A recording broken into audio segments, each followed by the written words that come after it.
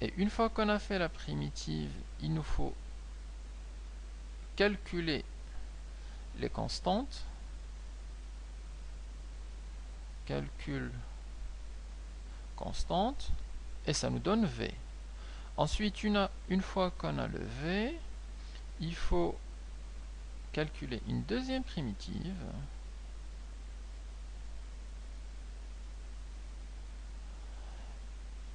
Et ensuite, on va calculer les constantes.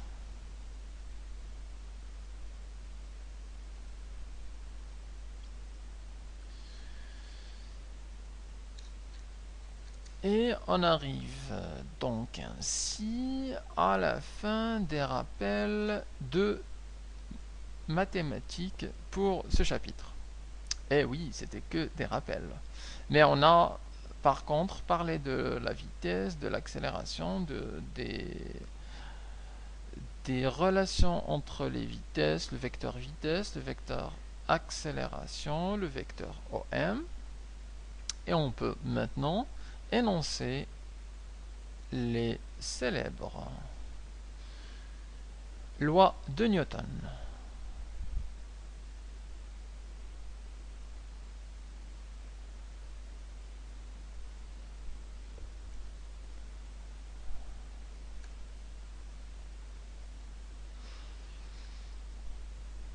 Alors, les lois de Newton, donc on commence avec la loi 1,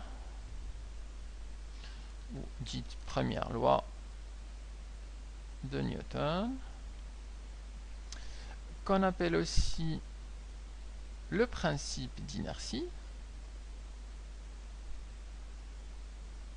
C'est le principe qu'on a vu dans les rappels de première. Alors, que dit cette loi? Donc, on va l'écrire de façon assez succincte. Dans un référentiel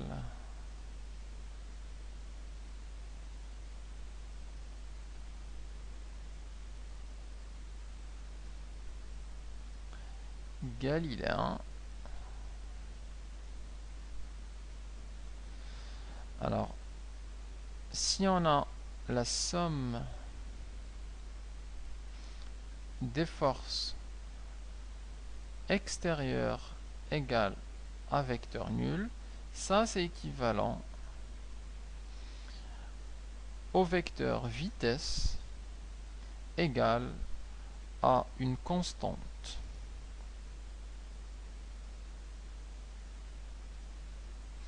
Et écrit comme ça veut dire que ce vecteur-là, il est constant, soit v égale 0, donc c'est le cas où l'objet est immobile, soit on a v égale à une constante, et c'est le cas d'un mouvement rectiligne uniforme.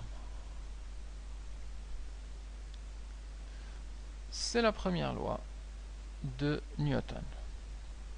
La deuxième loi de Newton.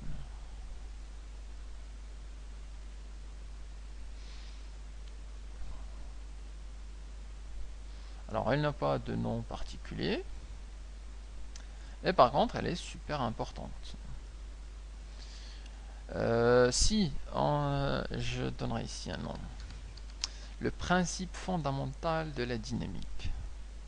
On rencontre de temps en temps cette dénomination. Elle vient du supérieur. Vous le verrez après le bac, pas mal. C'est le principe fondamental de la dynamique.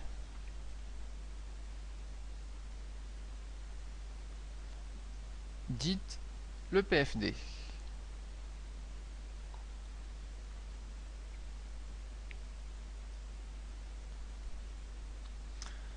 Alors, que nous dit ce PFD ou cette deuxième loi? Dans un référentiel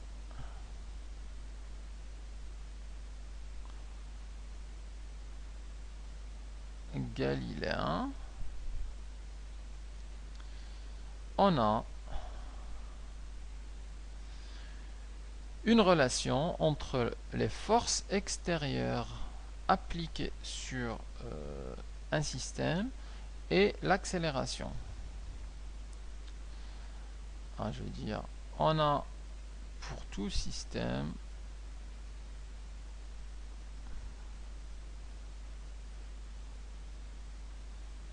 une relation qui nous dit que la somme des forces extérieures sur le système, c'est égal à la masse de ce système fois le vecteur accélération du centre d'inertie. Et donc, l'accélération, c'est l'accélération du centre d'inertie.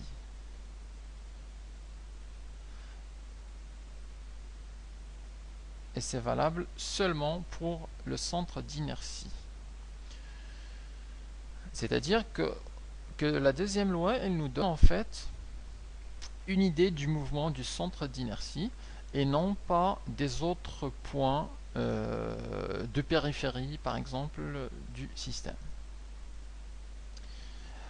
Genre, si on étudie le mouvement d'un dauphin, par exemple, d'un dauphin en dynamique, alors les informations que va nous donner la deuxième loi de Newton, ça concerne le mouvement de son centre d'inertie G. Et on n'aura pas d'informations sur comment évolue ce point-là, ou ce point-là, ou ce point-là. Donc c'est en fait une idée globale du mouvement. Pour avoir les autres points sont des calculs beaucoup plus compliqués que vous verrez en mécanique du solide dans le supérieur. Alors il nous reste la troisième loi de Newton, dite aussi loi des actions réciproques. Donc loi des actions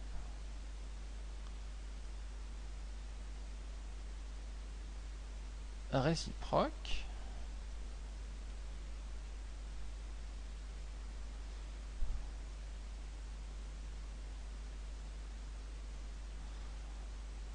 Alors, qu'est-ce qu'elle nous dit?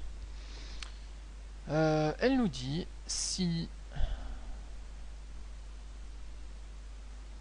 un système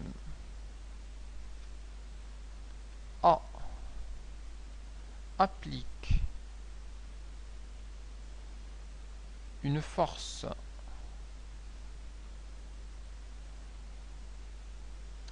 je vais la noter FA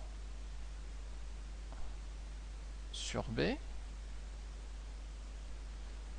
sur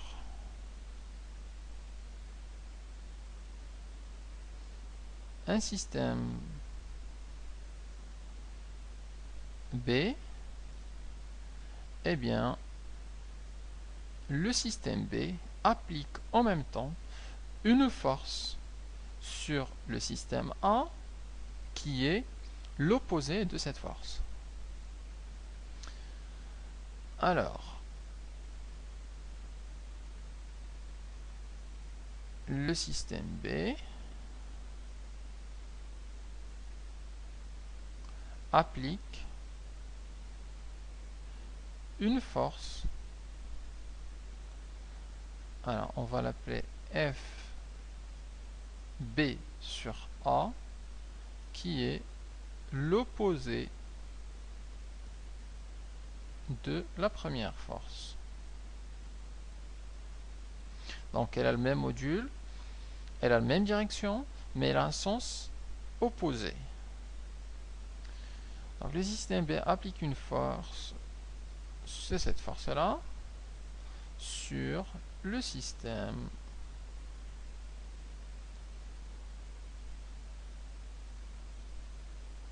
Le système A.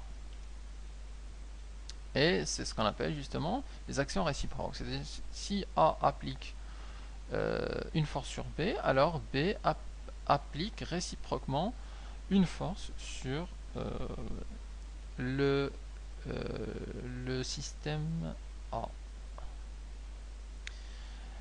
On arrive donc à cette première introduction sur les lois, sur la mécanique déjà de première, sur quelques rappels de mathématiques et sur les lois de Newton. On continuera donc cette série de vidéos avec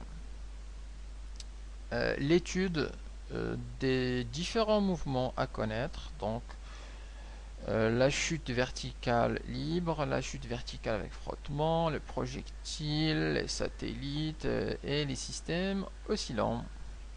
Donc suivez les autres vidéos.